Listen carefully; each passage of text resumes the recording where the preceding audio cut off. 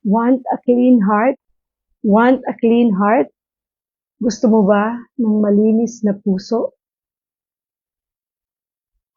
Yan po ang ating pag-uusapan at pag-aaralan ngayon sa ating pong daily devotion kung saan ay tunay na tayo ay bibigyan ng Diyos ng pagkakataong linisin ang ating mga puso. Tulad ni David, kung paano siya ay tinulungan ng Diyos, paano binago ang kanyang buhay nang dahil sa kagustuhan niyang mabago ang kanyang puso at malinis ito. Napakaganda po nito kung kaya't samahan po ninyo ako. Magandang umaga po sa inyong lahat.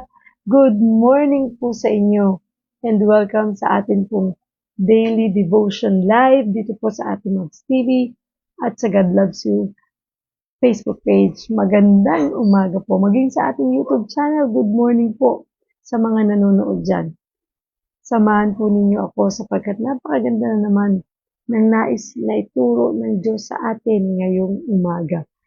So, ihanda na po natin ang ating sarili at gusto ko lamang pong kumustahin kayo. Kumusta ang inyong tulog kagabi? Kumusta ang inyong napakagandang umaga ngayong araw ng Miyerkules? Tama po ba? Miyerkules ngayon. Today is Wednesday, December 18, 2025. Talaga namang ilang tulog na lang ay Pasko na. Kaya ako po'y excited kasi itong panahon na to ang pinaka masaya para sa akin. Para bang iba ang feel, no? Pagka tayo ay magpapasko. Kaya po, maging masaya tayo at salubungin natin ang darating na Pasko sapagkat alam natin kung sinong dahilan kung bakit may Pasko. Ito ay dahil kay Jesus na tunay na nagmamahal sa atin. Buksan na po ninyo ang inyong Bible sa Hebrews 12 verse 2. Sa Tagalog, iyan po ay Hebreo 12 verse 2 na kung ganito po ang inyong Bible, tulad ng Bible ko, Magandang Balita, Biblia, iyan po ay matatagpuan sa page 292 ng Bagong Tipan. Nasa bandang dulo na po yan ng aklat na ito. Basahin po natin at pagnilayan. Sabi po sa Hebrews 12 verse 2, New International Version, fixing our eyes on Jesus, the pioneer and perfecter of faith, for the joy set before him, he endured the cross, scorning its shame, and sat down at the right hand of the throne of God. Sabi naman po sa Tagalog, sa Magandang Balita, Biblia, ituon natin ang ating paningin kay Jesus. Sa Kanya nakasalalay ang ating pananampalataya mula simula hanggang katapusan. Dahil sa kagalakang naghihintay sa Kanya, hindi niya inalintana ang kahihiyan ng pagkamatay sa krus at siya ngayon nakaupo sa kanan ng trono ng Diyos. Purihin ng Diyos sa pagkabasa ng Kanyang salita. Manalangin po tayo. Panginoong Diyos na makapangyarihan sa lahat, pinupuri ka namin, pinasasalamatan. Tunay o Diyos na buhay ka. Ikaw ang aming lakas, ang aming pag-asa at ang aming buhay. Samahan mo po kami sa umagang ito sa aming devotion, Lord. Manguna ka, Panginoon. Puspusin mo kami ng iyong pag-ibig at ng iyong banal na spirito. Ikaw lamang, O Diyos, ang siyang marinig. Ikaw lang, O Diyos, ang siyang maparangalan, madakila at maluwalhati. Itago mo po ako sa iyong likuran, Panginoon. Pangunahan mo po ako at puspusin mo kami, Panginoon, ng iyong pag-ibig. At ipaunawa mo sa amin ang mensahe mo sa umagang ito. Turuan mo kami, O Diyos, nang sa ganon ito'y tumimo sa aming puso. Maisabuhay namin at maibahagi rin namin sa iba. Maraming salamat po, Panginoon. Ibinabalik po namin ang pinakamataas na papuri pagsamba sa iyong dakilang pangalan. In Jesus' name we pray. Amen and amen. Thank you, Lord. Thank you, Jesus. So, again, magandang umaga po sa inyong lahat. Good morning, Ate Marilyn. Good morning to you. And I hope na samahan po ninyo ako sa ating pong devotion at muli basahin natin ang ating verse for the day sa Hebrews 12 verse 2 nang sabi po sa New International Version, fixing our eyes on Jesus, the pioneer and perfecter of faith, for the joy set before him, He endured the cross, scorning its shame, and sat down at the right hand of the throne of God. Sabi naman po sa Tagalog, sa Magandang Balita, Biblia, Hebreo 12 verse 2, ituon natin ang ating paningin kay Jesus. Sa Kanya nakasalalay ang ating pananampalataya mula simula hanggang ngayon o hanggang katapusan. Dahil sa kagalakang naghihintay sa Kanya, hindi niya inalintana ang kahihiyan ng pagkamatay sa krus at siya ngayon nakaupo sa kanan ng trono ng Diyos. Napakabuti ng Diyos, no? Salamat sa pagkabasa ng Kanyang salita. Napakabuti ng Panginoon. Ang nais niya ay i-focus natin ang ating mga mata sa Kanya. Sa Kanya lamang, wala ng iba. At sa Kanya nakasalalay ang ating pananampalataya simula pa noon hanggang ngayon. Kung kaya naman po, samahan niyo ako sa devotion na ito na pinamagatang Want a Clean Heart. Ayan. Want a clean heart? Gusto mo ba na magkaroon ng malinis na puso? Sino bang aayaw niyan, di po ba? Sapagkat tunay naman na kung tayo mga anak ng Diyos at tunay na sumusunod sa Diyos, kailangan natin magkaroon ng malinis na puso. Puso na puspos ng pag-ibig ng Diyos. Puso na walang ibang inisip kundi ang ibang tao, ang kapwa. Walang inisip kung paano makakatulong, magmahal, magpatawad. Hallelujah. So King David made some great decisions, but he also made some terrible ones. During his reign, David chose to abuse his power by taking the wife of one of his military leaders and then arranging for him to die in battle. For someone who was considered a man after God's own heart, David really messed up. Kahit si David ay tinaguriang a man after God's own heart, ay nagkaroon pa rin ng pagkakasala, nagkaroon pa rin ng mga pagkakamali sa buhay. Grabe yung ginawa niya noon, no? Imagine niyo po, para lang makuha niya yung asawa ng isa sa mga military leaders niya, ay ginawan niya ng paraan na itong leader na to ay mamatay para mapasa kanya itong babaeng nagugustuhan niya. Kaya po, ito yung isang bagay na sobrang laking kasalanang nagawa ni David. In 2 Samuel 12 verse 13, we see David confess his sin against the Lord. And in Psalm 51, we see his prayer to be made new. Ano yung sabi sa Psalm 51 verse 10? Create in me a clean heart, O God, and renew a right spirit within me. So anong sabi sa Tagalog? Isang pusong tapat sa akin, likhain, bigyan mo, O Diyos, ng bagong damdamin. Hallelujah. Tunay, no, na nais ni David ay magkaroon siya ng pusong tapat. Likhain nawa ng Diyos sa kanya ang espiritu upang magkaroon siya ng malinis na puso. Tulad din po ng ating verse na pinag-aaralan ngayon. Ang sabi dito, ituon natin ang ating paningin kay Jesus. Sa Kanya nakasalalay ang ating pananampalataya mula simula hanggang katapusan. Dahil sa kagalakang naghihintay sa Kanya, hindi niya inalintana ang kahihiyan ng pagkamatay sa krus at siya ngayon nakaupo sa kanan ng trono ng Diyos. So tulad ni David, no, gusto niyang magkaroon siya ng malinis na puso, na ma-fix niya na yung mga mata niya sa Panginoon. David failed, but God redeems. Diba? Si David nag-fail siya. Maraming beses, hindi lang isa. And God restores. Ni-redeem siya ni Lord at ni-restore pa. Kasi yun ang sabi ng Panginoon, di ba? Dahil kahit mamatay si Jesus Christ sa cross, hindi niya inalintana ang kahihiyan para lamang maligtas tayo. So si David ay ni-redeem ni God.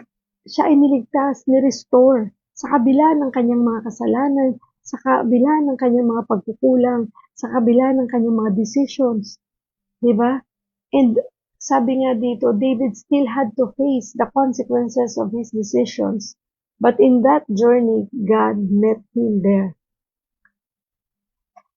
Kahit na alam natin, no, na tayo po ay maraming mga consequences sa buhay na dinaraanan nang dahil sa mga decisions na ginagawa natin. Kaya nga napakahalaga to make wise decisions or to make wise choices sa buhay natin. Para anumang consequences nito ay hindi natin pagdusahan. Hindi natin talaga maranasan ang pain nito. Kaya bawat desisyon na gagawin natin, we need to seek God. We need to pray, to read the Bible. Huwag agad-agad tayo magde-decide. Huwag yung ang bilis-bilis nating magdesisyon sa buhay kasi parang akala natin ito na yung tamang desisyon. We need to pray unceasingly. We need to seek God. Tawagin natin ang Panginoon na tunay na humingi tayo ng gabay sa desisyon na gagawin natin. Kasi for every decision talaga, for every choices, meron talagang consequences yan. Pero ang maganda doon, whatever consequence, tulad ni David, ay tunay na katatagpuin tayo ng Diyos. Tutulungan tayo makaahon dito kung nagkamali man tayo, kung tayo man ay nakagawa ng bagay na hindi kalugod-lugod sa Diyos. Nandyan pa rin ang Panginoon para tayo tulungan. Sabi niya yan sa 12 verse 2 ng Hebrew, nalimutan na ba ninyo ang panawagan ng Diyos sa inyo bilang mga anak niya? Mga salitang nagpapalakas ng loob. Anak ko, huwag mong baliwalain ang pagtutuwid ng Panginoon. At huwag kang panghihinaan ng loob kapag ikaw ay dinidisiplina niya, sapagkat dinidisiplina ng Panginoon ang mga minamahal niya at pinapalo ang tinuturing niyang anak. Tulad ni David, di ba? Pinalo, dinisiplina. Kahit nakagawa siya ng mali, marami pong mga consequences ang dinaanan niya. Basahin natin yung 2 Samuel para mas maunawaan natin ang kwento ni David. Kasi talaga pong nakalimot siya, nakagawa siya ng mga mali sa buhay niya. Pero sa kabila ng lahat ng yun, hindi pa rin siya pinabayaan ng Diyos. Tinulungan pa rin siya. Pero syempre, dumanas siya ng mga parusa. Dumanas siya ng anong tawag dito, ng resulta o ng consequences ng kanyang mga decisions. Tulad natin, no, sa ating buhay, nagkakaroon tayo ng mga consequences sa buhay natin. Nagkakaroon tayo ng mga pangyayari sa buhay natin na nang dahil sa mga maling decisions natin. Na talagang minsan pagsisisihan mo, parang sana hindi ko na lang ginawa. Sana hindi na lang ito ang naging decision ko. Kaya nga, napakainam o napakahalaga na bago ka magdesisyon sa kahit na anumang gagawin mo sa buhay mo, you need to seek God first. Seek ye first and His righteousness, and all these things shall be added unto you. Diba? Kasi alam mo na pag ang desisyon mo ay galing sa Panginoon, hindi ka magkakaroon ng mga consequences na mahirap, mabigat, masakit, di ba? At yung bang parang imbis na nasolusyonan yung problema, mas lalong nadagdagan ng mas matitindi pang problema. So, iwasan natin yan. Dapat tayong matuto, no, na lumapit sa Diyos, magtiwala sa Diyos sa mga desisyon natin gagawin. Huwag tayong magmamadali sa mga bagay na gusto nating gawin sa buhay. Kasi ang tugon ng Diyos, hindi mabilis eh. May mabilis, may mabagal, may matagal, may agad-agad na solusyon, di ba? So, iba-iba po yan. Kaya nga, we need to be patient, katulad ng pinag-aralan natin kahapon, di ba? Sa lahat ng oras, pagkakataon, kailangan nating maghintay patiently sa tugon ng Diyos sa panalangin natin, sa mga desisyon natin gustong gawin. Kaya tayo napapahamak eh. Kasi minsan, yung bang pinangungunahan natin ng Diyos sa mga decisions natin. Gusto natin mangyari agad. Kasi pagod na ako. Kasi ayoko na. Nabe-burn out na ako. Diba? Minsan, pinakikinggan natin lang yung gusto natin. Pero ang tanong, ito ba ay gusto ng Diyos? Ito ba ay glorifying kay Lord? Kapag ba ito ang naging desisyon ko, ito ba yung gusto niya? Ito ba yung tama? Ito ba yung nais ng Diyos? Kasi kaya nga, we need to seek God. We need to ask for His guidance, for the wisdom, para maging tama yung desisyon natin gagawin sa buhay natin. Pero sabi niya, tulad ni David, kahit ano pa man yung naging desisyon niya, umalpak man siya, isa sa pinakamaganda, ang Panginoon, hindi tayo pinababayaan at hindi tayo iniiwanan kailanman. Hindi po ba? Kaya lang, gusto pa ba natin na matuto tayo in a hard way? Diba? Kasi pwede namang ang buhay tumakbo ng ganyan na hindi mo nadadanasin yung ganito kabigat na problema para lang matuto ka. Yung mabigat na sitwasyon para lang makita mo kung ano ang tama. Sorry po. Diba? Kasi ganun tayo eh. Ako, maraming beses na ako sa buhay ko ng ganyan. So, sa buhay ko sa past ko, ang hilig ko magdesisyon sa mga bagay na ako lang ang nag-decide. Walang approval ni Lord. Kaya tuloy, imbis na mabawasan yung problema ko, mas nadadagdagan, mas bumigat sa punto na dumating pa sa punto talaga na as in totally nawala ang lahat sa akin. Yun ay bunga ng aking katigasan ng ulo. Yun ay parang domino effect kasi yan. Diba? Parang nadadamay ng lahat because sa isa lang na pagkakamaling desisyon. Kaya maraming tao talaga ang nade-depress, maraming tao ang pinanghihinaan ng loob. Kasi hindi yun dahil pinabayaan sila ng Diyos. Kasi minsan binabalikan pa natin si Lord. Lord, ba't mo naman pinahintulot? Diba? Para bang sasabihin ng Diyos sa atin, hello, ikaw may gusto niyan eh. Tapos nung nagkaroon ka ng problema, eto ako ngayon, akong kinu-question mo. Kaya nga po napakainam na makinig tayo sa kung ano ang gusto ng Diyos para sa atin. Matuto tayong maghintay. Matuto tayong sumunod. Makinig, sumunod at manampalataya. Kasi dyan tayo napapahamak talaga eh.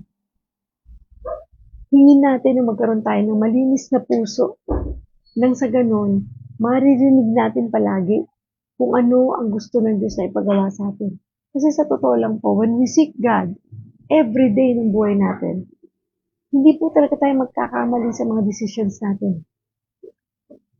Kung magkamali man tayo, siguro very mild lang yun. Hindi po magiging napakabigat yung pagkakamali.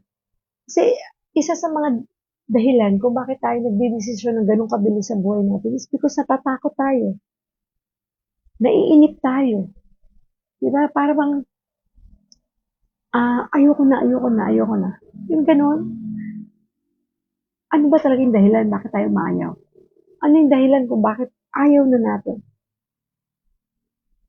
Diba? Kasi, sabi ko nga, Lord, kung babalikan ko yung buhay ko before, naalala ko lang, ang dami-dami kong ginawa ng mga bagay na lahat minamadali ko. Kasi gusto ko ng ganito, kasi gusto ko ng umahon sa hirap, kasi gusto ko ng makapagpahinga ng maaga, gusto ko mag-retire ng maaga, ganun ako before eh. Kasi minumindset ako lagi ng mga ina-attend kong seminar, binabasa kong libro na pwede daw mag-retire ng mas maaga, at age 30, pwede na mag-retire. Kaya tuloy ako naman ay puspusan sa pagtatrabaho para lang hindi man ako 30 mag-retire, at least 50 makapag-retire na ako dahil ayoko ng gusto ko. But by that age, ay makuha ko na yung gusto ko, marating ko na yung gusto ko. Puro ako.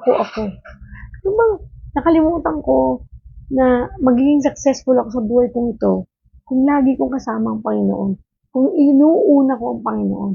Yung mga panahon na yun, talagang kinalimutan ko si Lord eh. Talagang ako po ay imbis na magdepende sa Panginoon, ay mas inuna ko yung lahat ng gusto ko. Iniwan ko yung ministry ko. Iniwan ko yung paglilingkod sa Diyos na pwede namang pagsabayin yun. Dahil ang feeling ko, yung paglilingkod sa Diyos, yung istorbo.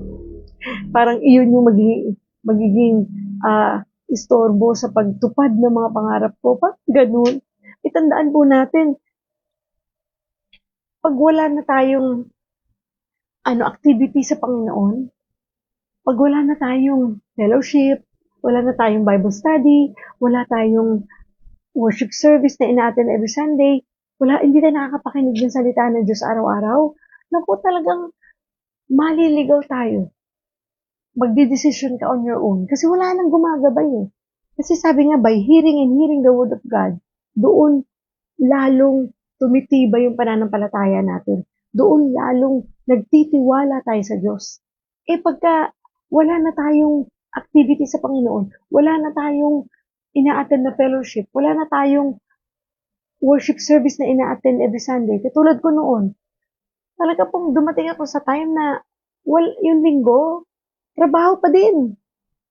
Hindi ako umaattend ng church, hindi ako umaattend kahit na bakante ako, kahit na hindi ako umaalis. Kasi ang isip ko, pagod na ako for the whole week, magpapahinga na lang ako, itutulog ko na lang to.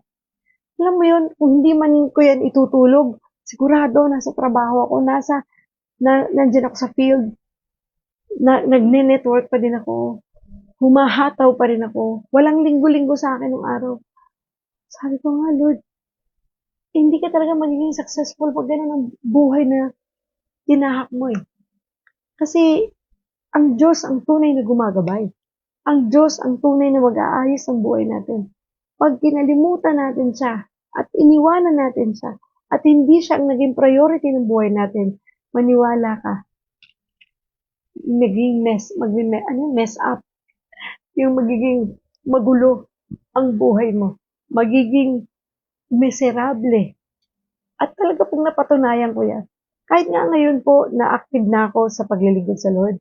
Dito sa ating devotion, sa fellowship, sa church.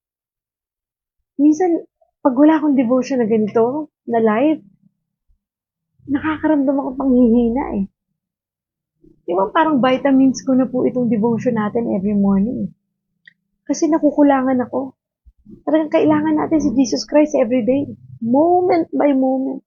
Sabi nga, para maging spiritual yung buhay mo, ay kailangan you surrender everything to the Lord.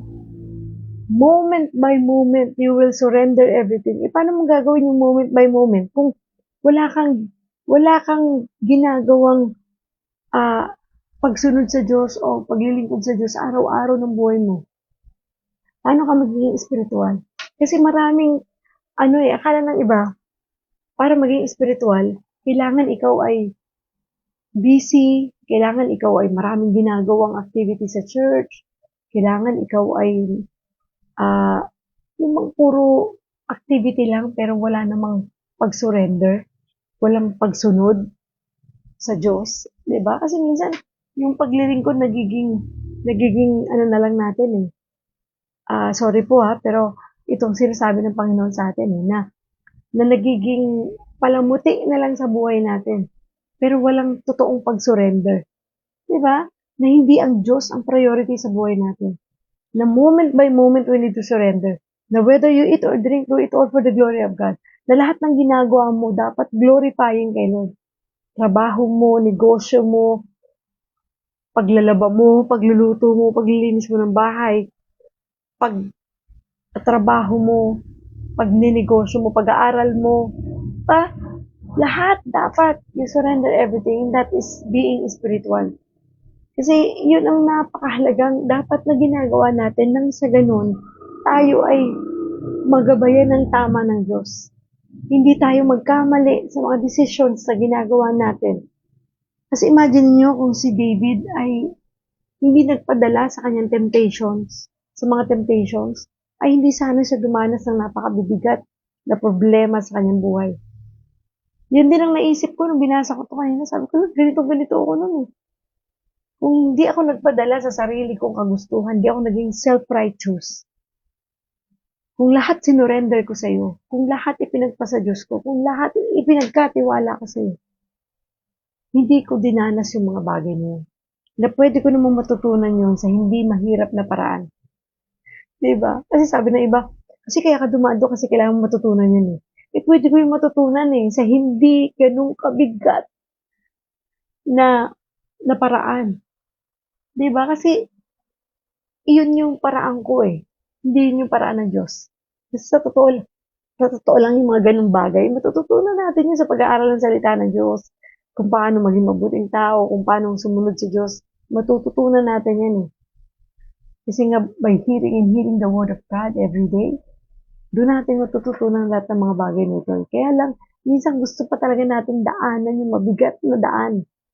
Para lang malubak na daan, para lang tayo matuto. Di ba? Kaya nga, hindi ako nagsasawang mag-share ng mga bagay na pinagdaanan ko from the past sa aking mga anak. Kasi ayoko nang daanan nila to in a hard way. Nasa sa kanila na yan kung susunod sila o hindi. Basta ako, I will continue to share and to guide them, to advise them, na kahit minsan hindi nila hinihingi. Diba? Minsan ako, attitude ko yan, eh. Kaya minsan sinasabihan din ako ng Lord, hinay ka lang. Huwag mo ibigay yung advice na hindi naman hinihingi sa'yo. Diba? Kasi hindi ko na mapigil, eh. Na gusto ko itong ibahagi para hindi na nila maranasan pa yung hirap. Kaya lang sabi nila, kailangan mong daanan yung hirap na yun para matuto ka. Pero yung pagkatuto, sa totoo lang, ituturo naman talaga ng Diyos sa'yo yan, eh. Kapag siyang inuna mo at nag-surrender ka ng lahat-lahat sa'yo, ituturo ng Diyos sa'yo yan, eh. Kaya lang in a nice way. Diba? At ang dami kong nakilalang taong ganyan. Hindi naman dumanas ng dinanas ko. Pero ang tuwid ng buhay. Ang saya ng buhay. So, ibig sabihin, pwedeng matutunan ng mga bagay na ito in a nice way. Hindi in a hard way. In an easy way. Easy in a way na hindi yung banjing na buhay. Kundi buhay na naka-angkla sa Diyos. Buhay na ang Diyos ang may hawak. Buhay na tunay na ginagabayan ng Diyos. Hindi po ba? Napakaganda ng ganung pagtingin natin. Kasi sabi ng Diyos dito sa Hebrews 12 verse 11, habang tayo itinutuwid, hindi tayo natutuwa kundi naghihinagpis. Ngunit pagkatapos niyon, mararanasan natin ang kapayapaang bunga ng pagsasanay sa matuwid na pamumuhay. So, tayo naman talaga ay daraan ng pagtutuwid ng Diyos. Hindi tayo natutuwa kapag naghihinagpis tayo. Ay, kapag hindi tayo natutuwa kung di naghihinagpis tayo pag tinutuwid tayo ng Diyos, di ba? Pero nakikita naman natin na pagkatapos nito ay nagkakaroon din tayo ng kapayapaang bunga ng pagsasanay dahil sa matuwid na pamumuhay. Yun naman ang maganda doon. Dito natin makikita na kahit na tayo ay matuto in a nice way, in an easy way, or in a hard way, nandun palagi yung presensya ng Diyos. Alam mo yun, doon niya pinatutunayan na no matter what, I will be with you. Hindi kita iiwan, hindi kita papabayaan, tutulungan kita. Di ba? So, kaya nga, kung ganun din naman talaga, nandun palagi ang Diyos, doon na lang ako sa easy way, sa nice way, nakasama ko ang Diyos na sa buhay ko para hindi ko danasin yung ganung mga mabibigat. Kasi dadanas at dadanas ka pa rin naman ng pagsubok dahil wala naman talagang exempted dyan. Pero dahil nga nandun ka sa Panginoon, hindi ka maghihinagpis eh. Hindi magiging mabigat yung problema sa'yo. Yung hindi magiging parang sinaklubang ka ng langit at lupa para kayanin ng lahat ng ito, di ba? Nagiging magaan to dahil kasama mo ang Panginoon. At I hope nagigets niyo yung gusto kong yung ipinapaliwanag natin. Ano. Kasi iba po talaga eh. Dahil sabi ng Diyos dito, gayon din naman, itinutuwid tayo ng Diyos sa ikabubuti natin upang tayo maging banal tulad niya. Di ba yun ang nais ng Diyos sa atin? Ituwid tayo upang maging banal tayong tulad niya. Ang nais ng Panginoon ay makasunod tayo sa Kanya. Yun lang naman yung purpose ng Lord eh. Kung bakit nangyayari ang lahat ng ito sa atin. Na kahit na tayo ay dumaranas ng pagsubok at tayo didisiplinahin ng Diyos para matuto tayo tungkol dito. Inaalaw niya yon para ang nais niya lang talaga ay bumalik tayo sa pagsunod sa Kanya, sa katuwiran at magkaroon ng pusong malinis na sumusunod sa Panginoon. Diba? Yung pinag-aaralan natin ngayon. Na sinasabi din dito, if you want to be made new by God, but believe that your past is too messed up, you can follow the path David showed us. So kung dumating tayo sa puntong tulad ni David, na talagang pumalpak, nagkamali, gumulo ang buhay, dumilim ang mundo, at talagang nagkasala, tularan natin siya. Ano yung ginawa niya? Nag-confess, nag-repent, at humingi sa Diyos ng isang bagong pagkatao. Di ba? Yun yung nais ng Diyos sa atin. Na kahit ano pa man yung pagdaanan natin because of wrong decisions in life, all we need to do is to confess, to repent, magsisi tayo sa mga mali nating nagawa. At humingi tayo sa Panginoon ng isang bagong pagkatao, isang bagong tayo. At pwede natin gamitin, no? Sabi dito, you can even use David's exact words as you pray. Create in me a clean heart, O God, and renew a right spirit within me. So hingin natin, no? Panginoon, bigyan mo ko ng pusong malinis. Ano eksaktong word niya dito sa Bible? Isang pusong tapat sa akin, likhain, bigyan mo, O Diyos, ng bagong damdamin. Hallelujah. Diba? Yun ang nais ng Diyos sa atin. Ayusin tayo, baguhin tayo. That's why we need to surrender everything to the Lord. We need to trust God ng buhay natin, ng plano natin, ng pangarap natin, ng lahat-lahat sa atin. Problema natin, pagsubok natin, sakit karamdaman natin, surrender natin yun sa Diyos. Kakulangan natin, finances natin, lahat yan. Trabaho natin, isuko natin ang buong pagtitiwala sa Diyos nang sa ganun ay magabayan tayo sa ating buhay na magkaroon ng tamang direksyon ang buhay natin. So, create in me a clean heart, O God. Yun yung idasal natin sa Diyos. And renew a right spirit within me. Para nang sa ganun yung bukas natin maging tama na. Na sa tuwing magdidesisyon tayo sa buhay ay Diyos ang ating tinatanong, ang Diyos ang ating tinatawagan, ang Diyos ang ating ang Diyos ang ating kinukonsulta, 'di ba? Kasi marami na tayong kinukonsultang tao sa paligid natin. Why not consult God? Why not ask God's wisdom and guidance, 'di ba? Napakabuti ng ating Panginoon. So when we seek God, we realize that He's already been seeking us. So we need to seek God. Tawagin natin si Lord every day, every moment ng buhay natin. Especially when we wake up in the morning. Siya muna ang unahin natin bago ang cellphone. Bagong mo kapain ang cellphone mo kung nasaan, kapain mo muna ang puso mo. Lord, nasan ba tong puso ko? Ito ba'y nasa iyo? Samahan mo ko, Lord. Create a clean heart, O God. Create me a clean heart, O God. Diba? Tulungan mo ako, Panginoon, na magkaroon ng puso na ikaw ang laman. Puso na ikaw ang iniisip. Puso na ikaw ang nangunguna. Diba? Yung puso na walang ibang inisip, kundi ang ibang tao bago ang sarili. Yung puso na may pagpapatawad, puso na may pagmamahal, puso na gusto mong unahin ang Panginoon sa lahat ng oras. Yun yung dapat isik natin. And, ang Diyos kasi, walang ibang ginawa kundi tayo ang hanapin. Napansin nyo yan?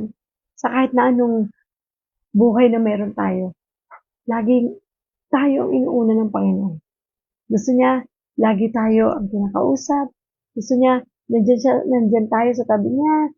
Diba? Sabi niya, sa 100 tupa, may isa lang na mawala dyan. Hahanapin yan, iiwanan yung 99 at hahanapin yung nag-iisang tupa na yun.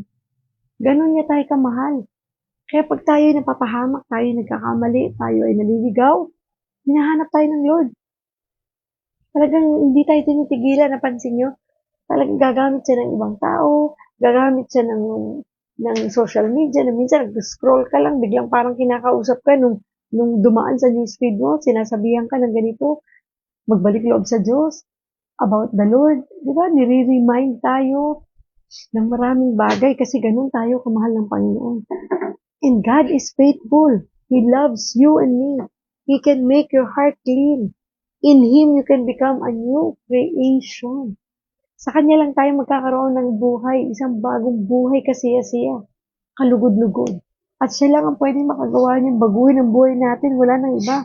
Kapag ipinagkatiwala natin ang buhay natin sa Kanya, siya lang ang pwedeng makagawa niyan sa atin. That's why we need to surrender everything to the Lord. We need to pray and seek Him. Yun ang kailangan natin gawin. Katulad ng pinag-aralan natin kahapon, we need to humble down. Magpakumbaba tayo sa harapan ng Diyos at tunay na isuko natin ang lahat-lahat sa Kanya. Sapagkat kung walang kapakumbabaan, walang pagsuko, promise. At yun ang nais ng Diyos sa buhay natin. Hanapin natin ang Panginoon at tanggapin natin siya. Ang Kanyang regalo, isang buhay na walang hanggan para sa ating lahat upang sa gayon magkaroon tayo ng malinis na puso na tanging Diyos ang may hawak, ang Diyos ang nagkokontrol, at ang Diyos ang nag-iingat. Manalangin po tayo. Panginoong Diyos na makapangyarihan sa lahat, kami po'y nagpapasalamat sa napakaganda mong mensahe para sa aming lahat ngayong umaga. Samahan mo po kami, Panginoon, sa araw-araw ng buhay namin. Tulungan mo kami, Panginoon, na magkaroon ng malinis na puso, isang hangarin na laging naka-align sa nais mo, Panginoon. Isang buhay na kalugod-lugod sa iyo. Samahan mo po kami, Panginoon, sa buhay na ito. Tulungan mo po kami na maging matuwid sa lahat ng aming ginagawa. Tulungan mo kami, Panginoon, na maging ikaw ang sentro ng buhay namin sa lahat ng aming ginagawa. Sa trabaho man ito, sa negosyo man ito, pag-aaral man ito, Panginoon, sa pamilya man. Hayaan mo lang, O Diyos, na ikaw ang maging priority ng buhay namin. Na hindi kami tamarin, Panginoon, sa bawat araw na tawagin ka, magpasalamat sa iyo, Panginoon, sa kabutihan mo. Tunay, Panginoon, na buhay ka. Kung kaya't ikaw lang ang aming kailangan sa buhay namin ito. Tulungan mo po kami, Panginoon, sa araw-araw. Bigyan mo po kami, Panginoon, ng pusong mapagpatawad, pusong mapagmahal, pusong mapagbigay, pusong mapangunawa, pusong mapagpasensya. Tulungan mo kami, Panginoon, na maging mabuti sa harapan mo at sa harapan ng ibang tao. Tulungan mo kami, Panginoon, sapagkat hindi kami perpekto. Ikaw ang perpekto sa buhay namin. Patawarin mo kami, Panginoon, sa mga bagay na nagagawa namin hindi kalugod-lugod sa iyo. Patawarin mo kami, Panginoon, kung kami nakakapanakit ng ibang tao. Patawarin mo kami sa mga pag-uugali namin, Panginoon, na hindi kalugod-lugod sa iyo. Patawarin mo kami, Panginoon, kung pinangungunahan ka namin sa lahat ng bagay. Patawarin mo kami, Panginoon, kung hindi namin maisuko sa iyo ang lahat-lahat. Patawarin mo kami, Panginoon, kung kami ay hindi makapagpatawad sa aming kapwa. Patawarin mo kami, Panginoon, kung kami ay hindi marunong magbigay. Patawarin mo kami, Panginoon, sa mga bagay na ginagawa namin sa aming kapwa na ikinakasakit ng kanilang kalooban. Patawarin mo kami. Samahan mo kami, O Diyos, sa lakarin ng aming buhay. Pagpalain mo ang gawa ng aming mga kamay. I-provide mo, Lord, ang aming mga pangangailangan. Tunay, Panginoon, na ikaw lang ang kailangan namin sa buhay namin ito. I-bless mo rin, Lord, ang lahat ng mga taong nanonood ngayon. Ang mga tao na makakapanood nito.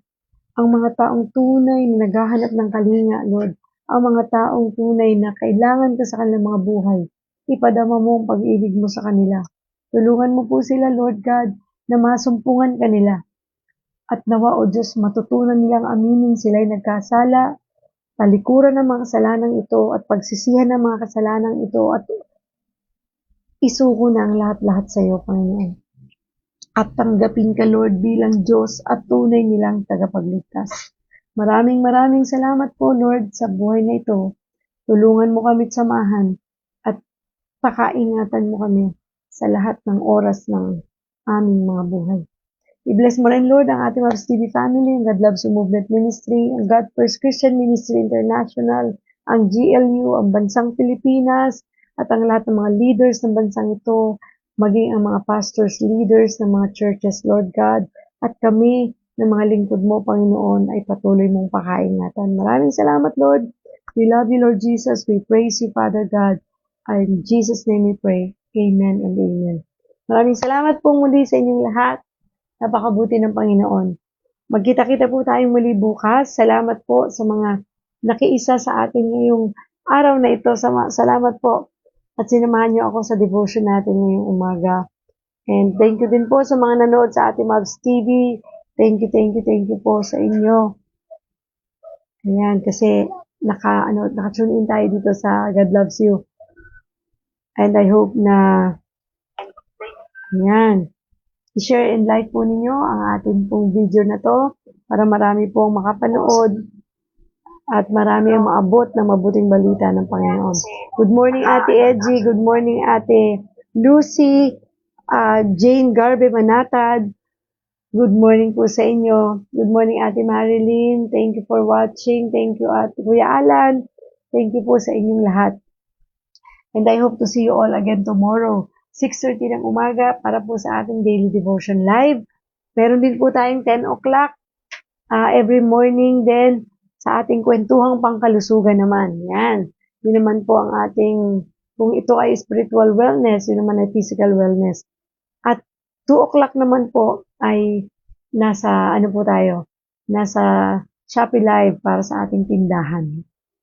So maraming salamat. Isama niyo po palagi yung Ate Mavs sa aking pamilya sa inyong panalangin. Pagpalain po kayo ng Diyos. Salamat, Ate Marilyn. God bless you more. And thank you po sa inyong lahat. Magpatuloy na po tayo sa paglilingkod.